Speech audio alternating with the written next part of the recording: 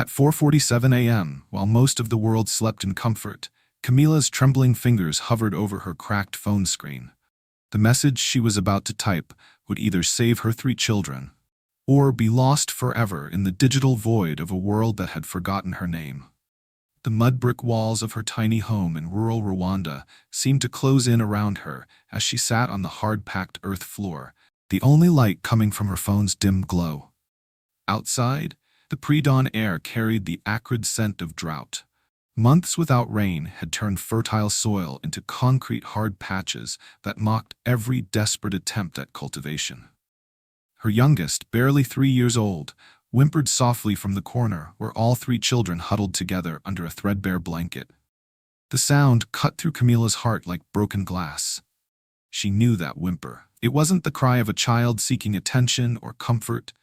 It was the hollow sound of a body that had learned not to waste energy on loud protests because there was simply nothing left to give. $2 a day. That's what her family survived on when there was work to be found.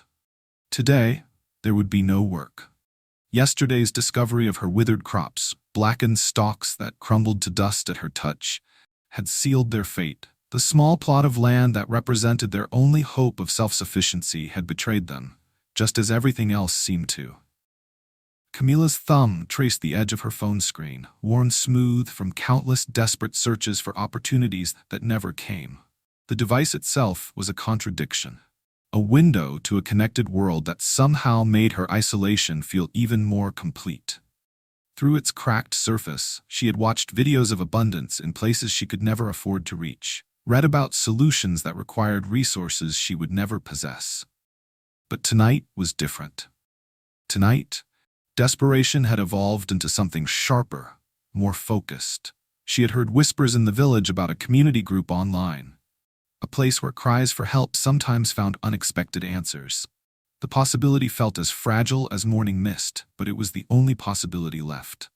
Her fingers began to move across the screen, each word carefully chosen, not because she had time to craft perfect sentences, but because every character cost precious battery life she couldn't afford to waste.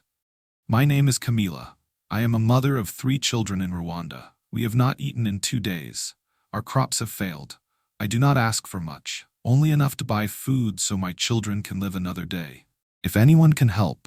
She paused, her throat tightening. The cursor blinked at the end of the sentence like a heartbeat, waiting for words that could somehow bridge the impossible gap between her reality and the abundance she knew existed somewhere in the digital space beyond her reach. 8,000 miles away, in a corner office overlooking Manhattan's glittering skyline, billionaire philanthropist Aldrich Monroe was beginning his own morning routine. Where Camila's world was defined by scarcity, his was shaped by endless possibility. The coffee in his hand cost more than Camila's family earned in a week. The view from his floor-to-ceiling windows encompassed a city where surplus was so abundant that perfectly good food filled dumpsters while people debated which restaurant deserved their evening's attention. But Monroe wasn't thinking about breakfast or business projections as he scrolled through the overnight alerts on his philanthropy monitoring system. His reputation had been built on strategic giving, calculated investments in proven organizations with measurable outcomes. He didn't respond to individual pleas. He didn't make emotional decisions about aid distribution. Yet when Camila's message appeared in the community group that his foundation's AI monitored for emerging crises, something made him pause. Perhaps it was the mathematical precision of her request, not begging for riches, just survival. Perhaps it was the way her words carried no self-pity, only quiet facts stated with the dignity of someone who had exhausted every other option. Or perhaps it was the timestamp showing she had posted at 4:47 a.m. her time, when desperation had stolen sleep and left only hope as a companion. Back in her mud brick home, Camila pressed send. The message traveled through cellular towers, fiber optic cables, and satellite networks, crossing continents in milliseconds. Her words, born from the ache of watching her children's faces grow gaunt with hunger, carried across an infrastructure designed to connect humanity, carrying within them the weight of a mother's love and the trembling hope that somewhere, someone might care. She set the phone down carefully, its battery now dangerously low, and return to her children. Dawn was still hours away, but she had done the only thing left to do. She had asked the world to remember her name. If you've ever felt desperate, you'll understand what happened next. 3 years ago, when Emmanuel still walked through their door each evening with dirt under his fingernails and hope in his eyes, Camila had believed in tomorrow. He would return from the construction sites in Kigali, exhausted but smiling, carrying just enough money to keep their small family afloat. They had dreams back then, modest ones, but dreams nonetheless. A larger plot of land, maybe a goat. Education for their children that would lift them beyond the cycle of subsistence that had claimed generation after generation. The accident happened on a Tuesday, a scaffolding collapse that took Emmanuel and 2 other men, leaving behind widows who suddenly found themselves navigating a world designed for partnership, not solitude. The compensation from his employer lasted exactly 2 months. After that, Camila learned that survival was a skill she had never been taught. In rural Rwanda, where 70% of the population depends on agriculture for survival, losing the primary breadwinner doesn't just mean financial hardship. It means watching your children's future shrink to the size of whatever you can coax from unforgiving soil. Camila had inherited Emmanuel's quarter-hectare plot, but inheriting land and knowing how to make it productive are entirely different challenges. She taught herself through necessity, making mistakes that cost precious seeds and time they couldn't afford to lose. Some seasons brought modest success. Others brought failure so complete that she would lie awake calculating whether selling their few household possessions could buy another week of basic meals. This morning had started like any other. Before dawn, walking the 15 minutes to their plot with a jerry can for water and tools worn smooth by countless hands. But what she discovered among the rows of beans and maize made her knees buckle. The drought had won. Every plant that had shown promise just days before now stood lifeless, their leaves curled and blackened like paper held too close to flame. Months of careful tending, precious seeds purchased with money that could have fed her children for days, all reduced to stubble that cracked under her feet. She had knelt there in the dirt, running the desiccated stalks through her fingers, calculating and recalculating numbers that never added up to hope. The small savings hidden in the metal box under her bed, maybe 12,000 Rwandan francs, would buy food for perhaps 10 days if she stretched every portion until her children complained of hunger but didn't cry from it. The walk home felt endless. Each step brought her closer to 3 faces that would look to her for answers she didn't have, for reassurance she couldn't provide, for miracles she couldn't perform. When she pushed open the wooden door of their home, her 7-year-old son Innocent was already awake, helping his 4-year-old sister Grace get dressed. Her youngest, baby Amahoro, sat quietly in the corner, her big brown eyes following every movement with the peculiar stillness that hunger teaches children too young to understand why their stomachs ache. "Mama," Innocent said, his voice carrying the careful optimism of a child who had learned to hope cautiously, "did the beans grow bigger today?" Camila set down the empty jerry can and knelt to his level. At 7, Innocent already understood more about scarcity than most adults in wealthier parts of the world would ever need to know. He counted coins, rationed food without being asked, and never complained when meals consisted of little more than thin porridge and hope. "There won't be breakfast today, my love," she said, her voice steady despite the way her heart was breaking. "The crops, they need more time." Grace's face crumpled, but she didn't cry. At 4, she had already learned that tears changed nothing. Innocent simply nodded and put his arm around his sister, his small shoulders carrying responsibility no child should bear. But it was Amahoro's reaction that broke something deep inside Camila's chest. She looked at her youngest, barely 3 years old, who had stopped crying from hunger because even tears required energy she didn't have. The little girl simply stared back with dark eyes that held an acceptance far too mature for her age. In that moment, Camila understood that her children were disappearing, not physically, but emotionally. They were learning to expect nothing, to hope for nothing, to become smaller and quieter until they took up as little space as possible in a world that seemed determined to forget them entirely.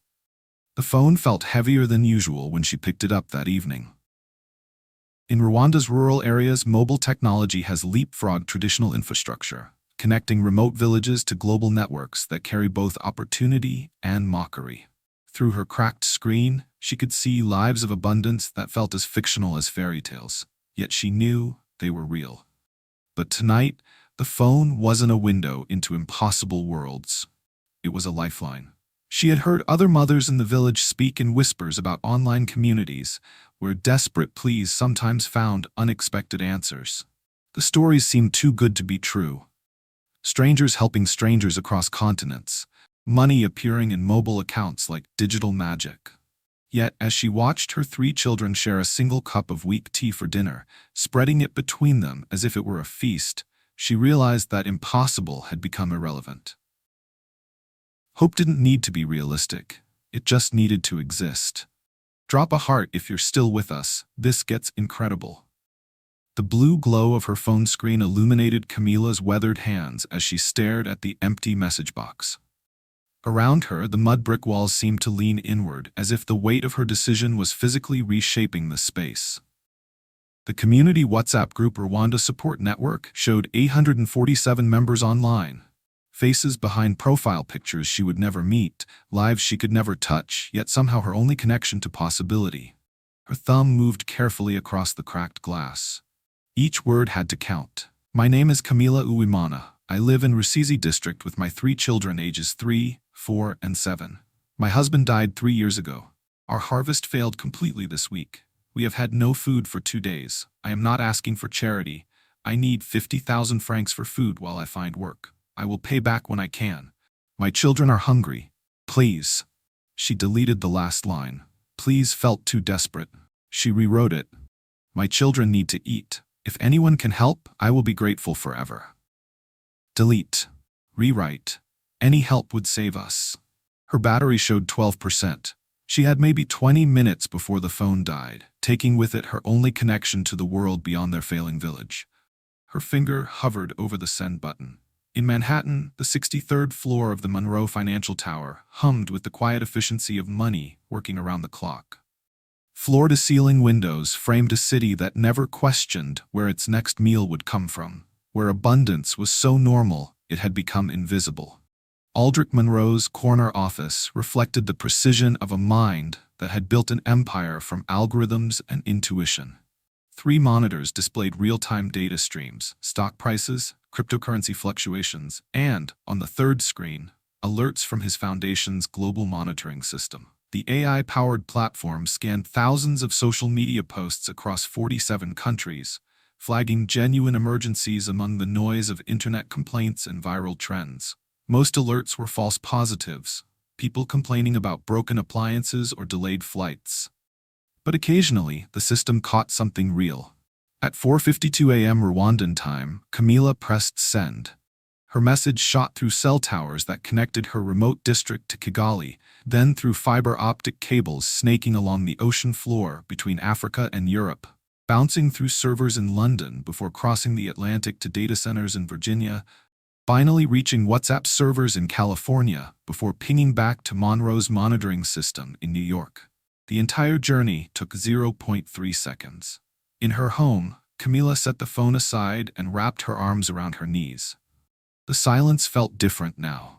Not empty, but full of waiting. Her children slept fitfully nearby, their breathing shallow but steady. She had done everything possible. The rest belonged to forces beyond her control. 8,000 miles away, Monroe's 3rd monitor chimed softly. Priority alert. Verified emergency. Rural Rwanda, acute food insecurity. Single mother, 3 children. Below the headline, an AI analysis had already processed Camila's message history, cross-referenced her location with drought data from satellite imagery, and verified her identity through Rwanda's digital ID system. The summary was clinical. Genuine request, high probability of successful intervention, recommended immediate response. Monroe leaned back in his leather chair, coffee cooling in a ceramic mug that cost more than Camila earned in a month. He had built his reputation on strategic philanthropy, board meetings, feasibility studies, impact assessments that took months to complete. Individual cases weren't his domain. But something about the timestamp caught his attention. 4:52 a.m. her time. This wasn't someone asking for money during business hours or after seeing a motivational post. This was someone who couldn't sleep because her children were hungry. He clicked through to her full profile.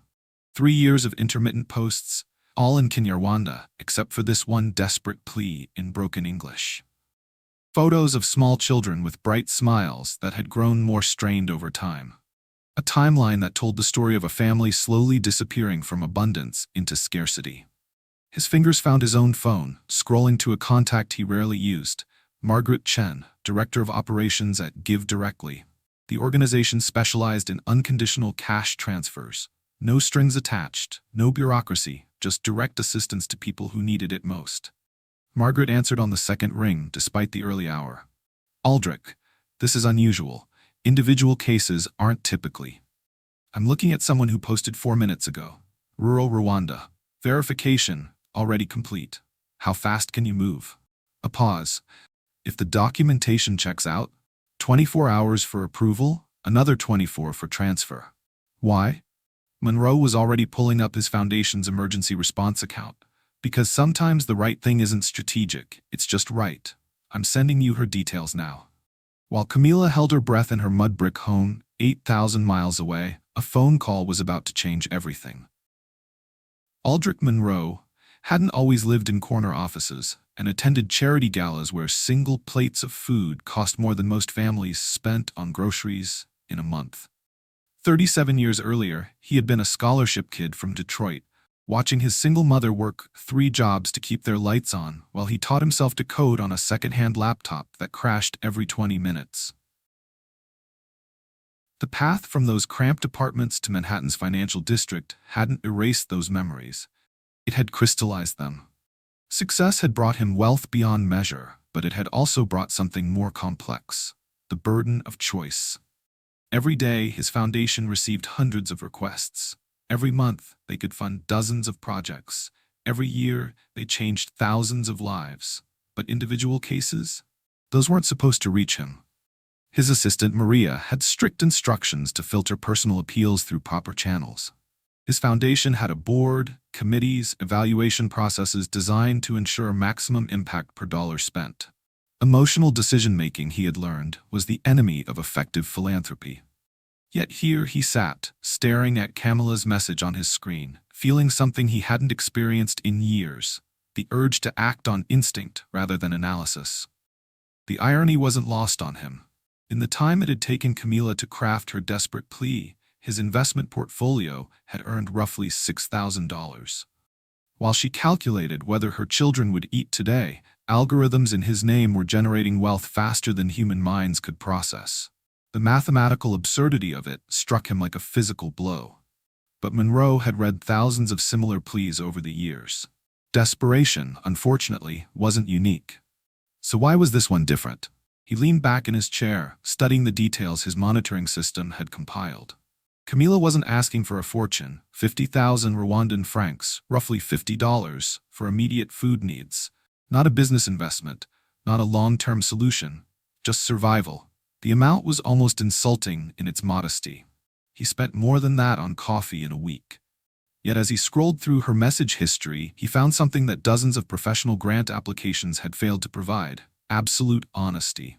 No inflated claims about changing the world, no promises of revolutionary impact, just a mother who needed her children to eat.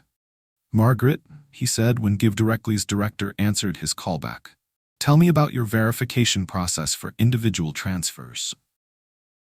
"It's actually our strongest suit," Margaret Chen replied, her voice carrying the confidence of someone who had refined a system through years of trial and error. "We've moved away from traditional aid models that require recipients to prove they deserve help. Instead, we focus on proving they exist and that the need is genuine." Monroe had funded Give Directly for 3 years, drawn to their radical simplicity. No overhead for monitoring how money was spent. No requirements that recipients use funds in predetermined ways. Just direct cash transfers to people who needed them most, based on the revolutionary idea that poor people knew better than aid organizations what their most urgent needs were. "How fast can you move on something like this?" he asked. Rural Rwanda, verified recipient, amount under our threshold for additional oversight, 48 hours, possibly less. Monroe was already calculating. $50 wouldn't change his life in any measurable way. It wouldn't even register as a rounding error in his monthly spending. But for Camila, it represented the difference between watching her children waste away and giving them another chance. The decision itself took less than 10 seconds. The authorization took slightly longer, but only because he had to navigate through 3 security protocols designed to prevent exactly this kind of impulsive giving. But as his finger hovered over the final approval button, Monroe hesitated.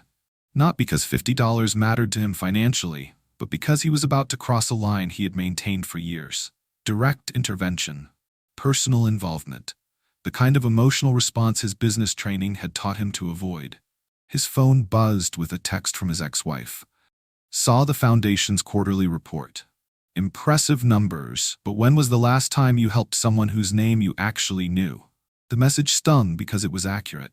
He had become so focused on scale and efficiency that he had forgotten the simple mathematics of individual lives. 1 family, 3 children, 1 moment where abstract philanthropy became direct human connection. He pressed approve. $850. He had rounded up the amount without thinking, transferred from his foundation's emergency fund to Give Directly's distribution network. The transaction confirmation appeared on his screen. Transfer authorized. Estimated delivery, 24 to 36 hours. Monroe closed his laptop and walked to the window overlooking Central Park.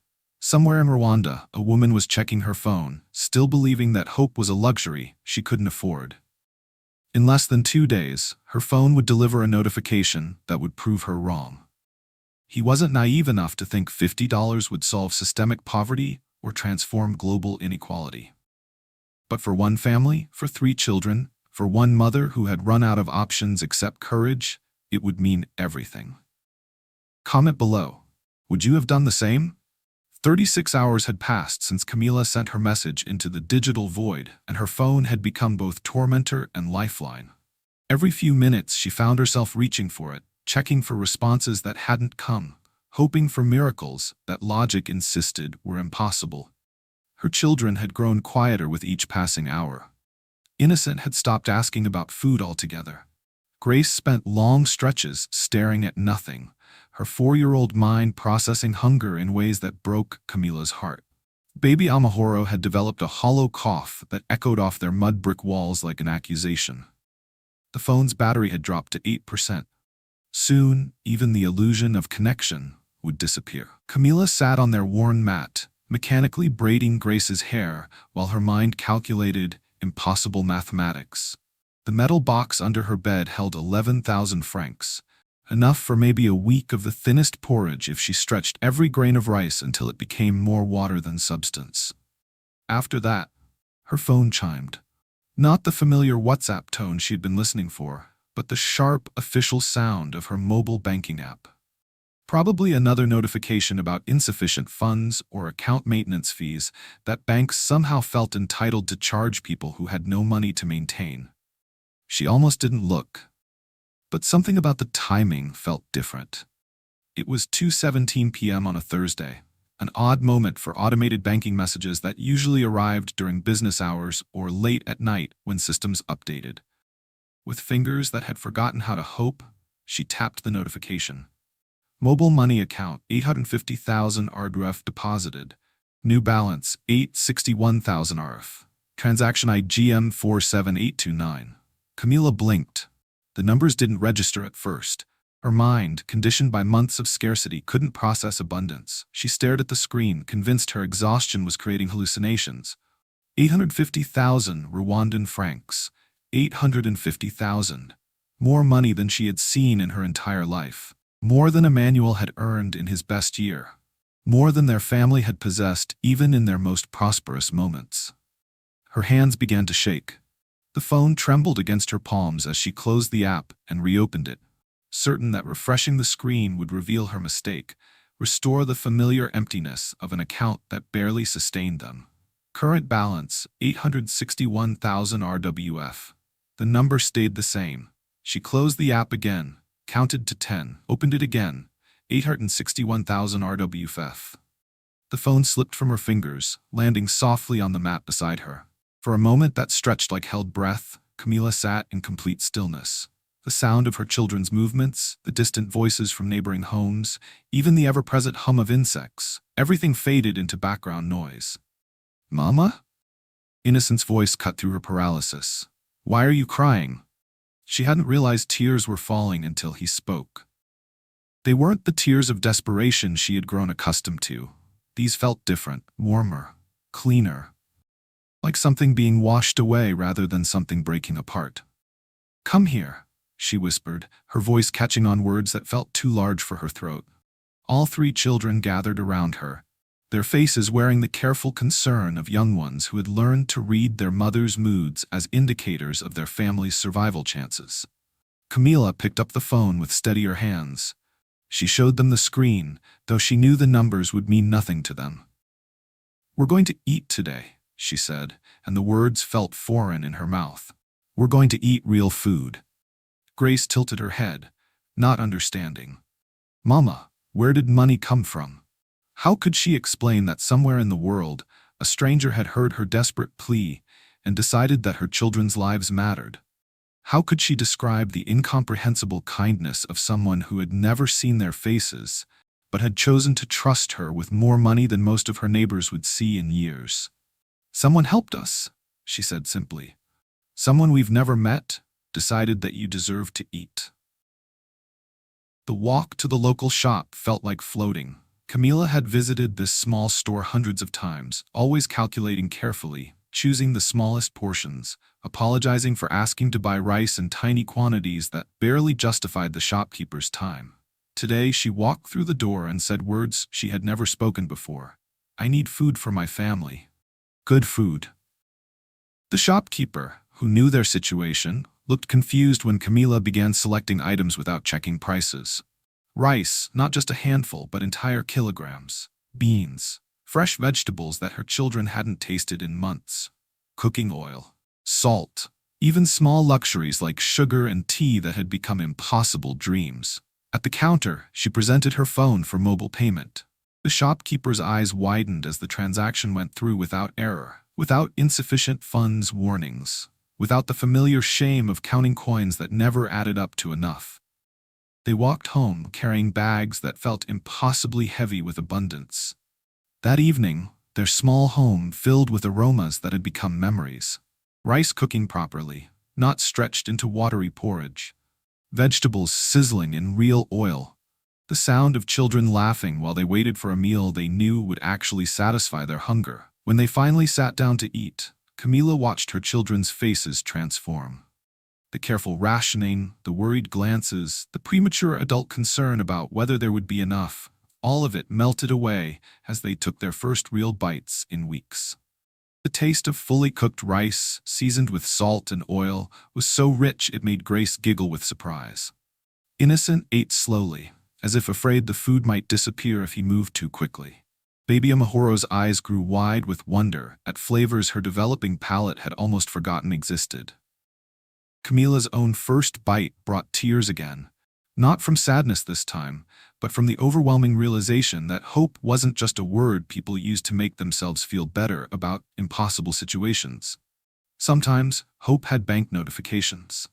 The transformation didn't happen overnight, but it happened completely. Within the first week, Camila's home began to sound different. The hollow silence that had marked their hungry days was replaced by the ordinary noise of children who had energy to play. Innocent returned to school with a focus his teachers hadn't seen in months. Grace started singing again, wordless melodies that drifted through their small rooms like proof that joy could survive even the deepest poverty. But Camila's mind was already moving beyond immediate relief towards something more complex: sustainability. She had divided the money with surgical precision. Half went to food security, enough rice, beans, and cooking oil to last 3 months without worry. Another portion covered school fees and basic medical care that she had been postponing for months. But the largest single investment was 200,000 francs for high-quality seeds, basic farming tools, and a small irrigation system that could protect her crops from future droughts. This decision puzzled some of her neighbors. "Why not buy a motorcycle?" asked Jean-Baptiste, who lived 3 houses down. "You could start a transport business, make daily money." Camila understood his logic. In their community, immediate income often took priority over long-term investment. But her experience with near starvation had taught her something profound about the mathematics of survival. Food security was freedom.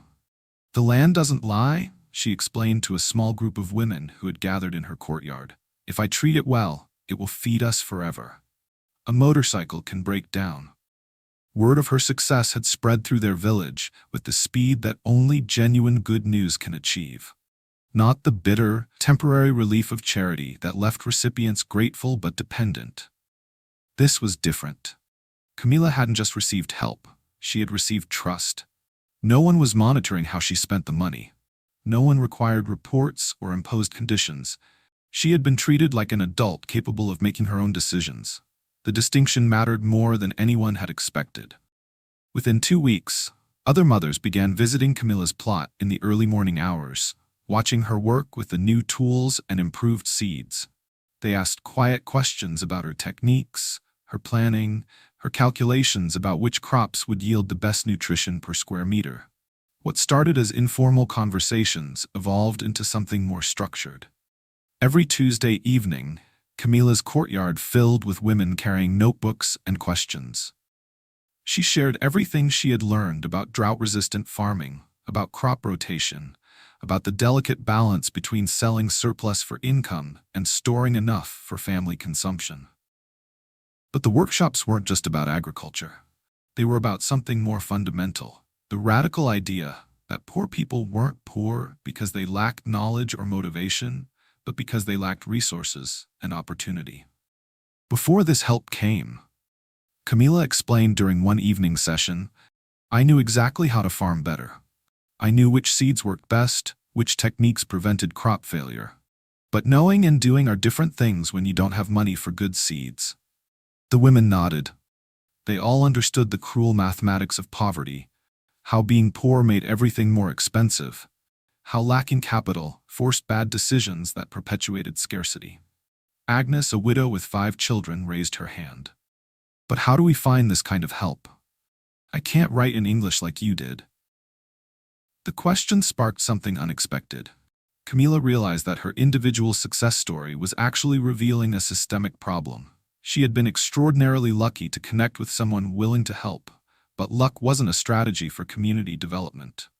She began reaching out to local NGOs, sharing her story not as a grateful recipient, but as someone who had data about what worked. Her transformation was becoming a case study, though she didn't think of it in those terms. When representatives from Partners in Health visited her farm 3 months after the initial transfer, they found something that challenged their assumptions about effective aid. Camila's investment choices had generated returns that exceeded typical development program outcomes. Her children's nutritional status had improved dramatically. Her crop yields were triple what they had been the previous season.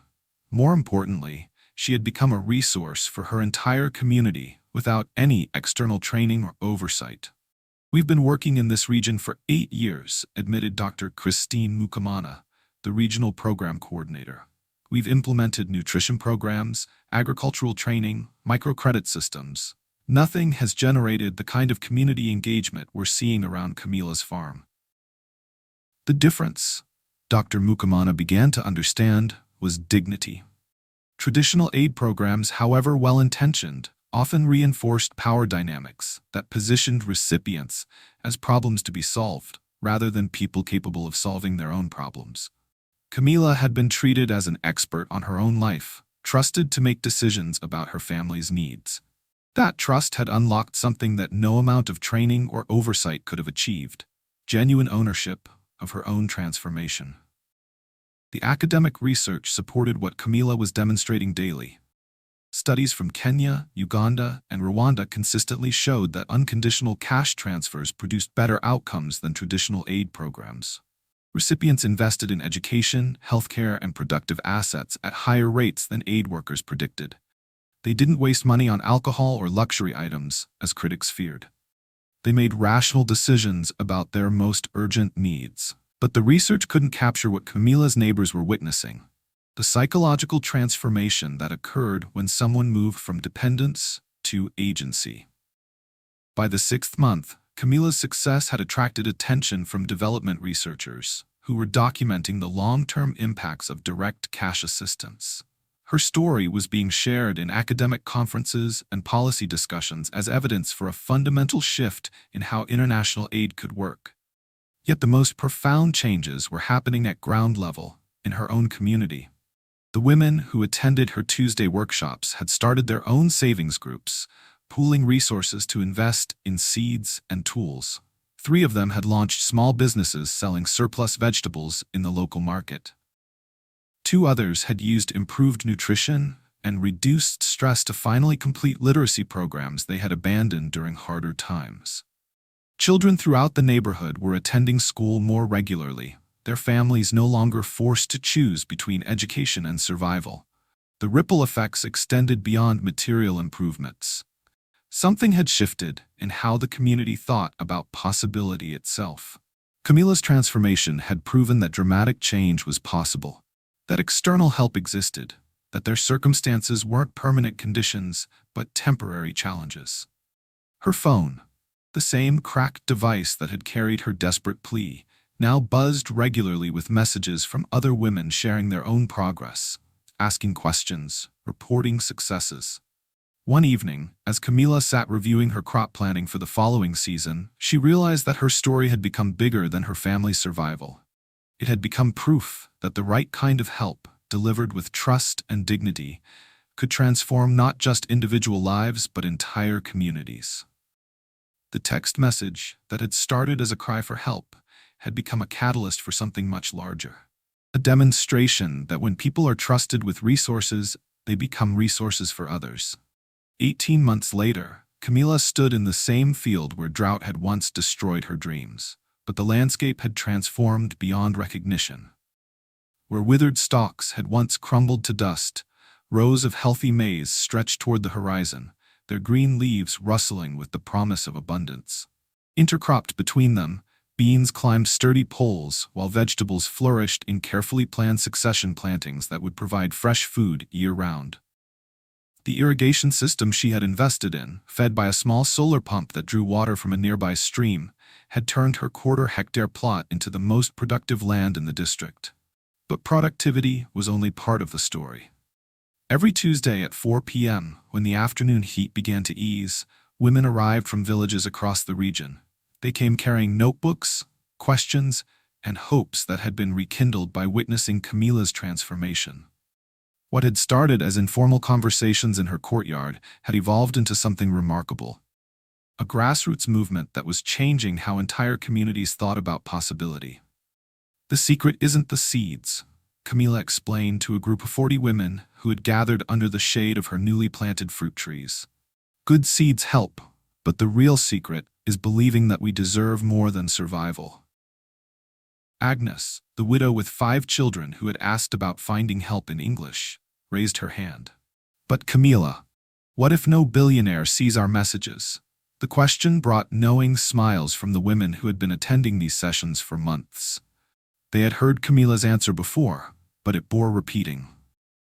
The billionaire didn't save us, Camila said gently.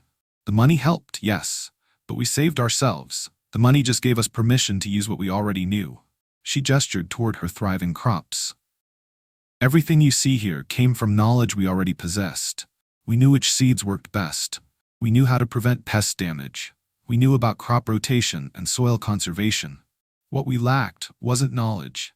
It was resources and the confidence that we deserved to invest in our own futures. The distinction had become central to Camila's teaching philosophy. Over the past year, she had watched dozens of women transform their own circumstances not through external rescue, but through internal recognition of their own capabilities. The savings groups that had emerged from her workshops now managed over 15 million francs in collective resources. Women who had never controlled significant money were making strategic investments in education, healthcare, and productive assets. School enrollment in the region had increased by 30% as families no longer faced impossible choices between fees and food. But the most profound changes were visible in the children.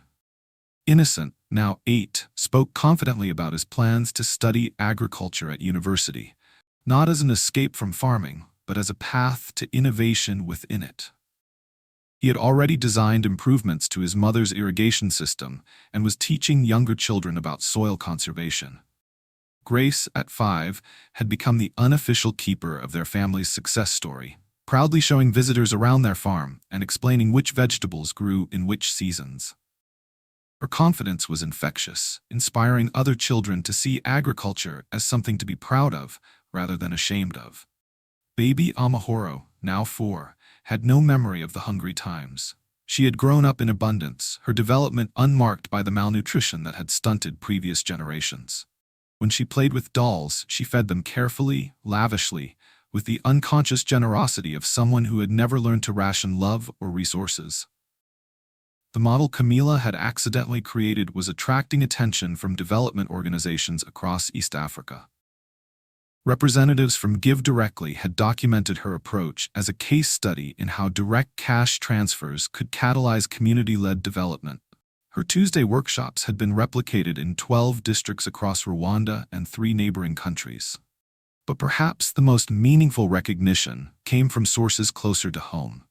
Last month, the local government had appointed Camila as the regional coordinator for agricultural development, a paid position that acknowledged her expertise and gave her a platform to influence policy. She now traveled to the capital monthly, participating in meetings where decisions affecting thousands of farming families were made. 2 years ago, I was begging for $50 to feed my children, she told a room full of ministry officials during her first presentation. Today, I'm here because someone believed that poor people aren't poor due to lack of knowledge or motivation. We're poor due to lack of opportunity. When you give us opportunity, we don't just survive, we thrive. The officials, accustomed to complex development theories and multi-year strategic plans, found themselves confronting a simple truth. Effective aid looked like trust. As evening approached and the Tuesday workshop began to wind down, Camila watched the women dispersing to their homes, their notebooks filled with practical plans, and their faces carrying expressions she recognized. The careful hope of people who had begun to believe that tomorrow could be fundamentally different from today. She thought about the phone message that had started this journey, typed with trembling fingers in the pre-dawn darkness, when desperation had finally overcome pride. That message had been a cry for help, but it had become something else entirely. Proof that individual transformation could become collective empowerment. Her phone buzzed with a message from a woman in Uganda who had heard about the Tuesday workshops and wanted to start something similar in her community. Camila smiled, realizing that her story was no longer just about her family's survival. It had become a template that others could adapt, modify, and improve. The ripples were spreading far beyond what any single act of generosity could have achieved alone. Subscribe if stories like this inspire you to see possibility everywhere. Camila's story isn't just about one family's escape from poverty. It's about something much more fundamental. What happens when we choose to see potential instead of problems? When we offer trust instead of pity? When we recognize that the people closest to a challenge are often closest to its solution? Traditional charity asks us to give because others are helpless. But Camila's transformation reveals a different truth. People aren't helpless, they're under-resourced. The mothers who attended her workshops didn't need to be taught how to care for their children or manage their households. They needed access to the tools that would let their existing knowledge flourish. The billionaire who responded to her message understood this distinction. He didn't send food or hire consultants to manage her money. He didn't require reports or impose conditions. He simply transferred resources and trusted her judgment. That trust, perhaps more than the money itself, became the foundation of everything that followed. We live in an era when technology can connect a desperate mother in rural Rwanda to a philanthropist in Manhattan in less than a second. Yet we're still learning how to use these connections wisely. Camila's story shows us that the most powerful applications of our connected world aren't about viral videos or trending hashtags. They're about creating bridges between human need and human generosity. But here's what makes her story truly revolutionary. It didn't end with her family's rescue. One woman's courage to ask for help became a catalyst that transformed her entire community. The workshops she now leads, the savings groups that emerged, the children attending school. None of this was part of any grand plan. It happened because someone who had experienced rock bottom decided to pull others up with her. This is how real change spreads, not through top-down programs or bureaucratic initiatives, but through individual acts of courage that demonstrate new possibilities to everyone watching. Every day there are people facing impossible choices, crafting desperate messages, hoping someone will care enough to respond. They're not waiting for perfect solutions or comprehensive programs. They're waiting for someone to believe in their capacity to transform their own circumstances.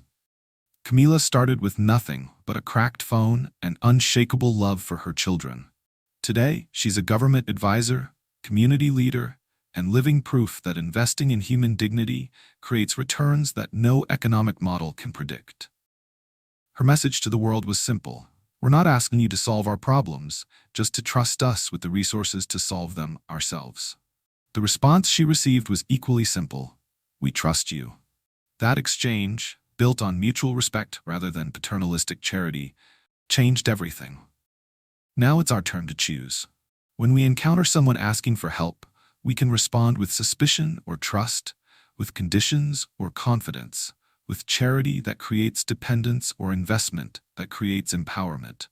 Camila's Tuesday workshops continue every week. Her farm produces abundance year-round, and her children are growing up believing that transformation is not only possible but normal. Sometimes the most powerful question isn't, "Can you help?" but "Will you trust me to help myself?" Camila proved that when we trust human dignity, miracles become possible.